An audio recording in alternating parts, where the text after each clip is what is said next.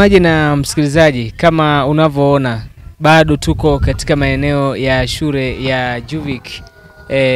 Shule hii kama unavyoona iko na mandhari mazuri sana, na hapa tunaungana na mkuu wa shule ambaye yeye anaongoza shule hii. Kwanza tumfahamu kwa majina, yeye ni nani? Karibu sana. Asante sana, nashukuru sana. Kwa majina yangu naitwa Upendo Adi Watson. Ni mwalimu mkuu wa shule ya awali na msingi Juvic ambayo inaenda kwa jina la Juvic Primary School ambayo tulianza nayo mwaka 2023. Tunataka kufahamu historia fupi ya shule hii kwa uchache. Asante sana, nashukuru. Shule yetu hii tulianza 2023 ambapo tulianza mchakato wa kwanza kutafuta wanafunzi, ambapo tulianza Disemba 2022. Ndio. Tulianza mchakato wa kwanza kutafuta wanafunzi, ambapo kwa kudra za Mwenyezi Mungu mwaka 2023 tulianza hapa tarehe 9. Ilikuwa tarehe 9 mwezi wa kwanza mwaka 2023 ndio tulianza hapo, ambapo kwa ile wiki ya kwanza tu tulifanikiwa kupata wanafunzi kama 20 na kitu. Ndio ambao tulianza nao hapa mwaka huo 2023 Januari, na tumeendelea mpaka sasa hivi. Okay. Ndio. Sawa, tufahamu pia tangu shule hii uwepo, ndio, mmekuwa mkifanikiwa wapi? Asante sana, nashukuru. Kwanza tumefanikiwa kwenye maeneo mengi, lakini nitagusa kwenye baadhi ya maeneo machache hapa. Ndio. Lakini tangu tulipoanza 2023, kwanza tuna muda mfupi sana, lakini tuna mafanikio makubwa sana pamoja na huo muda mfupi. Ndio. Na ambapo mafanikio hayo ni mafanikio kwanza kwenye upande wa idadi ya wanafunzi. Idadi ya wanafunzi imekuwa kubwa sana kuliko muda ambao tumekaa tangu shule ilipoanza. Kama ambavyo nimesema mara ya kwanza, tulianza na wanafunzi kama 23 ambao tulianza kuwatafuta nyumba kwa nyumba. Na juhudi zinginezo. Lakini mwaka uliofuatia nikawa na wanafunzi kama 190 na kitu ambao ni mwaka 2024. Lakini mwaka huu 2025 tumekuwa na wanafunzi kama 300 na kitu. Okay. Lakini pia nje na hivyo, kilichosababisha idadi ya wanafunzi imekuwa kubwa sana kwa huu mwaka ni kwa sababu pia mafanikio yetu kitaaluma. Na tulipoanza mwaka 2023 hatukuwa na darasa la mtihani, lakini mwaka 2024 tukawa na darasa la 4 ambao tuliwachukua mwaka 2023 walihamia wakiwa darasa la 3. Kwa 2024 wakawa darasa la 4 na walikuwa ndo darasa letu la 4 la kwanza. Ndio. Ambapo tulijitahidi kupambana kwa namna zote, tukafanikiwa kupata wastani wa A, na baada ya kupata wastani wa A, hiyo ndio ikawa sababu pia ya kuongeza idadi ya wanafunzi kwa mwaka 2025 ambapo tuna wanafunzi 300 na kitu. Kwa hiyo ni moja ya mafanikio makubwa sana ambayo tumeyapata, kwamba shule kuwa ndo inaanza kwanza, lakini pia kupata performance ambayo ni nzuri zaidi. Mipango yenu ni ipi? Mipango yetu mipango yetu ni kufanya zaidi ya hivi ambavyo tumefanya. Tuna mpango wa kufanya vizuri zaidi katika madarasa yote. Tumeona asilimia kubwa kwenye shule nyingi sana wanaweka nguvu kubwa sana kwenye madarasa ya mitihani tu. Lakini mipango yetu sisi hapa ni kuhakikisha tunafanya vizuri sana kwenye madarasa ya mitihani, lakini madarasa mengineyo yote. Na ndio maana nimezungumza hapo kwamba mwaka 2023 tulikuwa na idadi ndogo sana ya wanafunzi na hatukuwa na darasa la mitihani. Lakini kwa sababu kwa namna ambavyo tulisimamia vizuri na tulienda nao vizuri au watoto wa madarasa ambayo sio ya mitihani, wakasababisha kuwaita watu wengine mwaka uliofuatia wakaja, kwa sababu ya namna ambavyo tulikuwa tumetia juhudi katika masuala zima ya taaluma katika sehemu zote. Kwa tuna mpango wa kufanya vizuri sana. Tuna mpango wa kufanya vizuri sana, lakini pia kuwa na malezi yaliyo bora sana katika upande wa bweni, sababu tumeanzisha bweni mwaka huu tu. Lakini tuna mpango wa kuwa na malezi bora zaidi kwenye upande wa bweni, lakini pia performance za wanafunzi. Tuziinue zaidi hizi performance za wanafunzi, kwa sababu nina watoto ambao ninawachukua hata kutoka kwenye shule za Kiswahili. Lakini bado huyu mtoto aliyetoka kwenye shule ya Kiswahili tunajitahidi tumtengeneze mtoto mpaka aweze kuleta picha nzuri ya shule, lakini pia mpaka aweze kufanya vizuri kutokana na uwezo alionao. Kubadilika kwa mtaala wa elimu hakuja waathiri nyinyi kwa namna yote? Kiuhalisia hakujatuathiri chochote, lakini mabadiliko haya ya mtaala kidogo yalileta changamoto hapo mwanzoni. Kwa sababu mabadiliko haya ya mtaala yalisababisha kuna baadhi ya madarasa watoto wanasoma vitu vikubwa sana kuliko walikotokea. Mfano kama darasa la 3 au wanafunzi wa darasa la 3 ukiangalia msingi wao walipokuwa darasa la pili, vitu wanavyovisoma darasa la tatu sio muendelezo wa pale walipotokea. Kwa vitu wanavyokutana navyo pale darasa la tatu kidogo ni vitu vikubwa sana ambavyo kwa mwaka jana kwa mara ya kwanza ilitupa ugumu kidogo, lakini baadaye tukaanza kutafuta njia shirikishi mbalimbali za kuweza kumuinua mtoto na kumsaidia ubongo wake uweze kupanuka kwa haraka ili aweze kwenda sawa sawa na matakwa ya mtaala. Lakini kwa mara ya kwanza ilikuwa changamoto kidogo. Lakini kwa sasa hivi tunaona kuna mabadiliko makubwa sana kwa wanafunzi kuendana sawa sawa na matakwa ya mtaala wa saizi. Sawa, mmiliki wa shule kwa maana ya mkurugenzi kazungumza vitu vingi sana. Yuko na vision kubwa sana na shule hii ya Juviki. Nafikiri wewe unajua ni namna gani unaweza kuhakikisha unatekeleza mipango ya mkurugenzi. Na kuna changamoto yoyote katika utekelezaji kutoka kwa mkurugenzi au ni mtu ambaye hakuna shida yote pindi unapohitaji ushirikiano wake? Nashukuru, asante sana. Cha kwanza ninapenda kumpongeza sana mkurugenzi wa hii shule kwa sababu ni mtu ambaye anajua nini maana ya elimu. Anajua nini maana ya elimu na ndio maana amewekeza hivyo, lakini pia ushirikiano wake ni mkubwa sana. Ushirikiano wake ni mkubwa sana kwenye masuala mazima ya elimu na hakuna wakati ambao nimehitaji ushirikiano kutoka kwake na nikaukosa.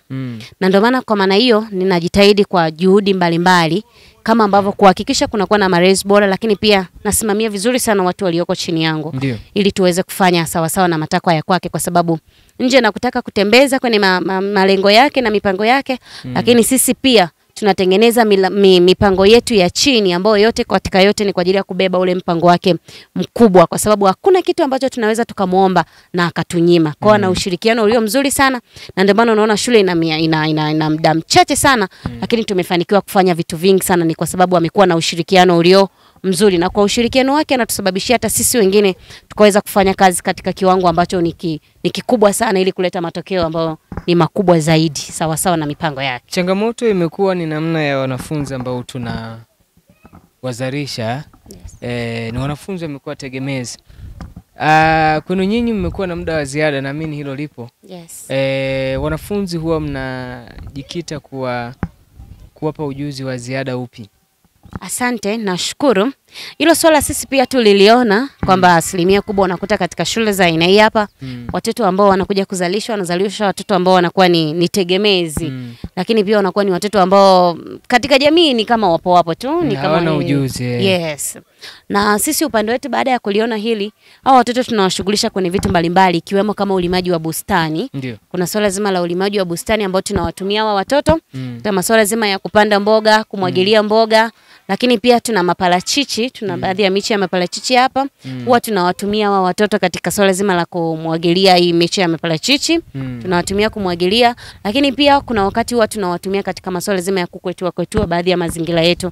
Zile kazi ambazo zinaweza zikaendana sawa sawa na umri wao ili watakaporudi majumbani wawe ni watoto ambao wanakuwa ni wana msaada katika katika jamii. Lakini hatuishii hapo, huwa tunashauri sana wazazi kwamba mtoto atakaporudi nyumbani hakikisha unamshirikisha mtoto katika kazi mbalimbali, kazi za mikono. Pamoja na kwamba anakuwa na kazi ambazo wamepewa shuleni, lakini hakikisha unamshirikisha katika kazi za mikono. Na kwa hao watoto wetu, mfano hawa watoto wetu ambao wanakaa bwenini, hawa watoto wetu ambao wanakaa bwenini na wenyewe tumejitahidi, pamoja na kwamba wana walezi wakao bwenini, lakini watoto tunawashirikisha katika kazi mbalimbali. Kazi zote ambazo wanapaswa kuzifanya huyu mlezi wao anaanza kuzifanya kwanza mtoto, mlezi anakuja kumalizia. Lengo ni kutengeneza picha fulani kwa mtoto ajue haya ni majukumu yangu, pamoja na kwamba nasoma hapa lakini haya ni majukumu yangu. Ndio.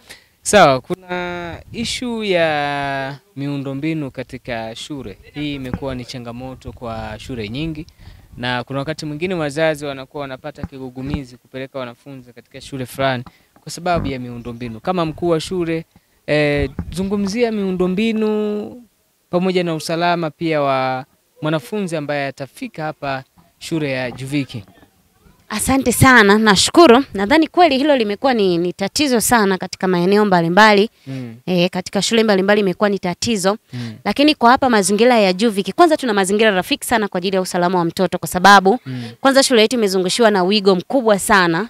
Wigo wa broko mkubwa sana ambao umezunguka kwenye shule nzima, maana yake wanafunzi wote na kila shughuli zote zile za shule zinafanyika zikiwa ndani ya shule. Lakini pia tuna gate na nje, na hapo tuna majengo ambayo yani ni majengo ambayo naweza nikasema ni supportive kutokana na idadi ya wanafunzi tulionao.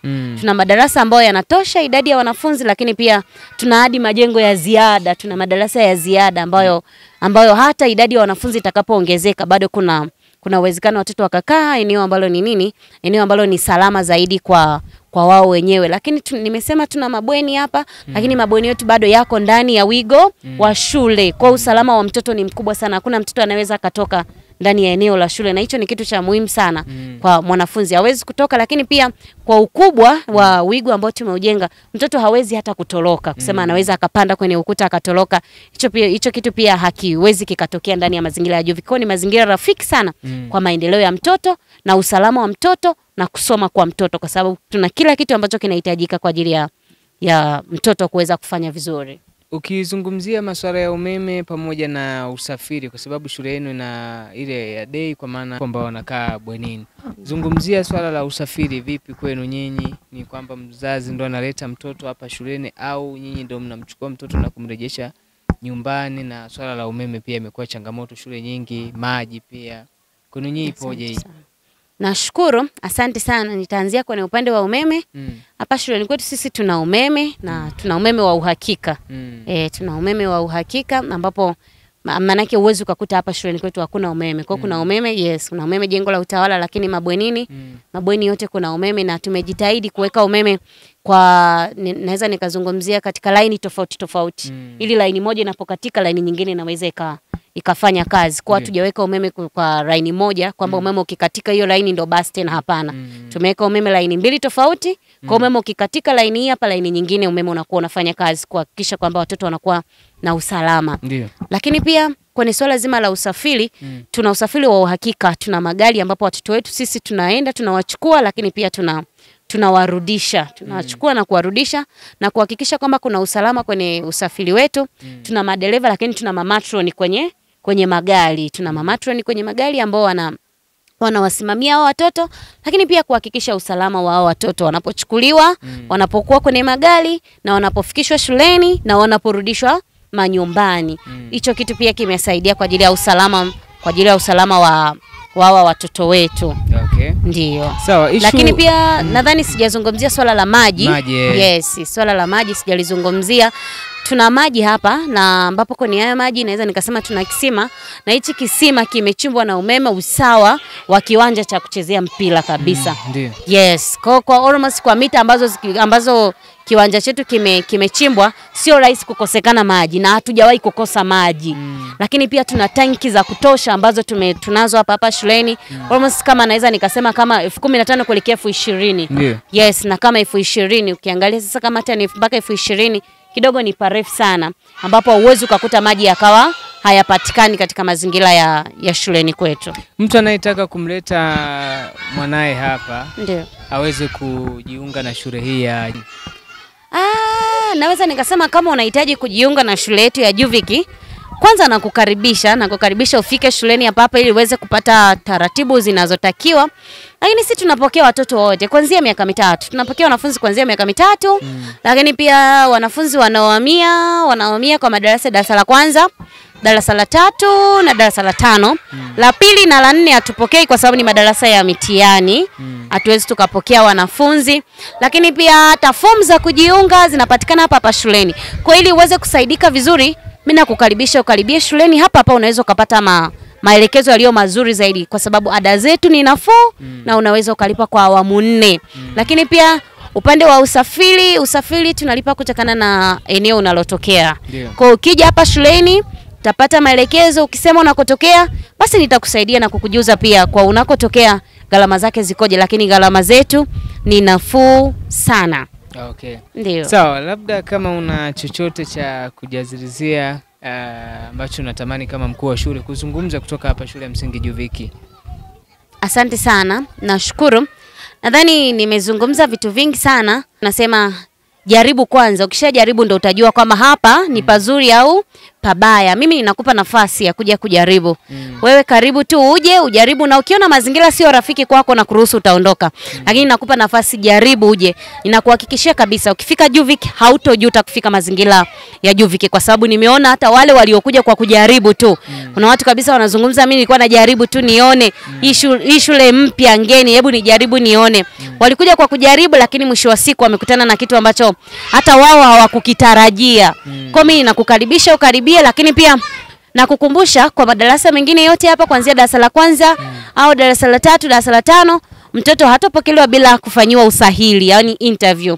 Lazima tumpime mtoto kwanza uelewa wake. Tukishampima mtoto, lakini pia tutakushauri, sio kama tu tutampima, tutakushauri mzazi kwamba huyu mtoto kwa namna hii tunatakiwa tufanye kitu gani na kitu gani na kitu gani. Kwa nini nakuhakikishia hata ukija usijali mtoto wako ana hali gani, wewe mlete, kwa sababu nje tu na kusema tutampokea mtoto, lakini pia tutakusaidia ushauri, ili kuweza kumsaidia huyu mtoto, kwa sababu ni mtoto wa Kitanzania na lengo letu sisi ni kuinua taaluma ya watoto wa Kitanzania waweze kuwa na taaluma iliyo bora na wakafanya vizuri na wakawa ni watoto ambao ni wazuri uko mbeleni hata watakapokuwa. Sawa, kwa kuhitimisha, nafikiri sasa ndugu zetu ambao wanatusikiliza na wale ambao wanatutazama wanatamani kupata mawasiliano yako kwa ajili ya kuuliza maswali namna ya kuwaleta watoto hapa shuleni. Itakuwa ni jambo zuri pia. Asante sana, nashukuru. Nadhani nitataja mawasiliano yangu, kwa lolote unaweza ukanitafuta, nitakusaidia. Namba yangu ni 07 197 34 84 6. 07 197 34 84 6. Nadhani akinitafuta kwa namba hiyo nitampa ushirikiano wa kutosha.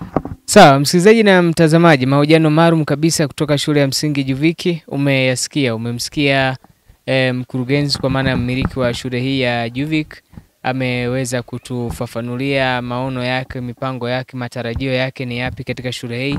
Lakini tumekuja kuhitimisha na mkuu wa shule. Mkuu wa shule ametuambia namna ambavyo anaiendesha shule hii na vile ambavyo wamekuwa wakifanikiwa vizuri kabisa katika masuala ya elimu pamoja na malezi kwa watoto. Basi namba za simu hizo utaendelea kuwapigia, nami kutoka shule hii ya Juvic Pre and Primary School iliyopo Makambako, mtaa wa Kipagamo. Basi sina la ziada, nikushukuru sana na nikutakie pia usikilizaji mwema, na nimshukuru pia director Seven ambaye tumekuwa pamoja na amekusogezea matukio yote haya ambayo umeyasikia leo hapa kwenye kipindi kizuri kabisa.